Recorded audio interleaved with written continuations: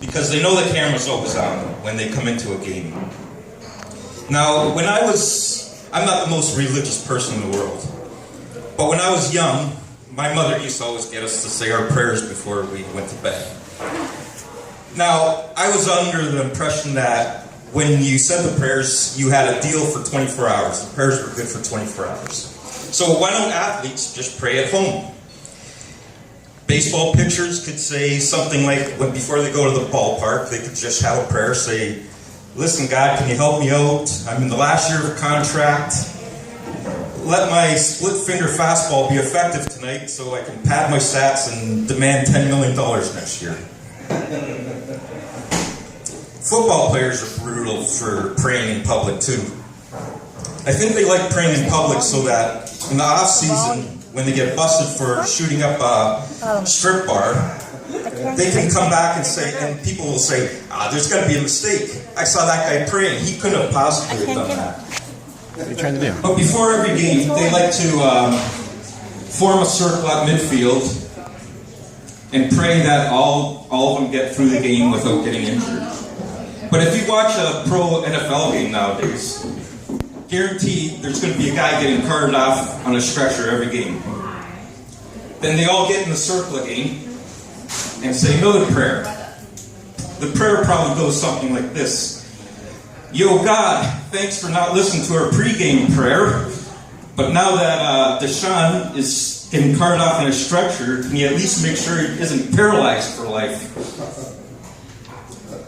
The worst athletes for praying and being religious are the UFC fighters. If you watch a fight, when they go to interview the winners after the fight, every one of them, guaranteed, is going to thank God.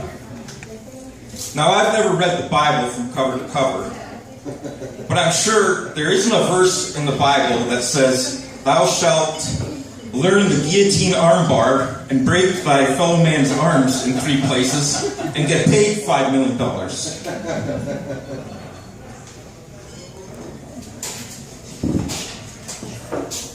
Now, I don't know if any of you have heard of Jim Baker. Okay.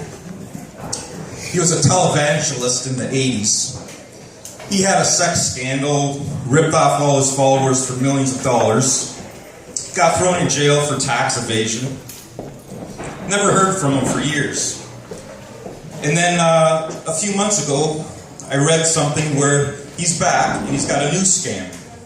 He's asking all his followers to give him $100 a month for the rest of their life. And that $100 a month will guarantee that they have a nice home in heaven when they die.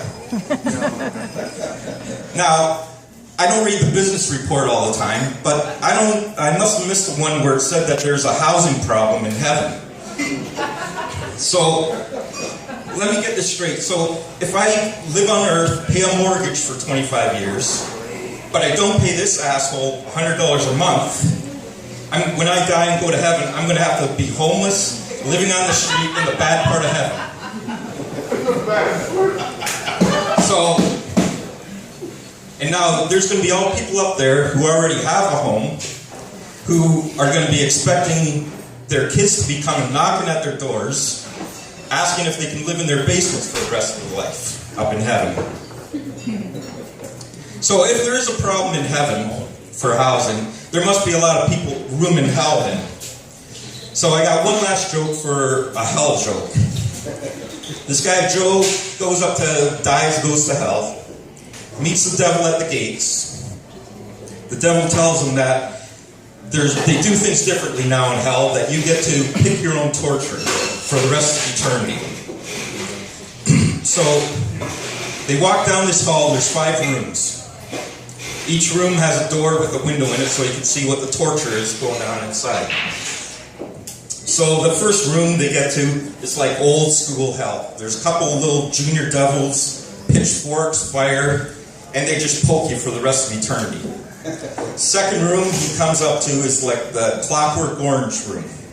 They strap you to a chair, make you watch every Adam Sandler movie that was ever made. Third room is the Guantanamo Bay room. All of Dick Cheney's deceased relatives just waterboard you for the rest of eternity. The fourth room is they strap you to a chair. There's 4 giant speakers there, just belting out every Bruno Mars song that was ever recorded. Oh. So Joe tells the devil, he goes, "These are some of the worst tortures I've ever heard of. I can't take any of these. Let's see what's in the last room." So the devil tells him, "Well, pretty sure you're not going to like that one either." So he says, "Well, let me see then." So he goes up to the room. They look in. There's a guy sitting in a lazy boy chair, beer in his hand, watching a football game on a nice big screen TV. And he's got a gorgeous blonde in front of him giving him a blowjob. So Joe goes to the devil, "Hey, this is perfect. I'll take this torture any day." So the devil goes, "Just think about it first. It's not as great as it's all made out to be." So he says, "Forget it, I'm taking this one." So they both walk in the room. Devil goes over to the blonde, taps her on the shoulder, says, "You can leave now, we got your replacement."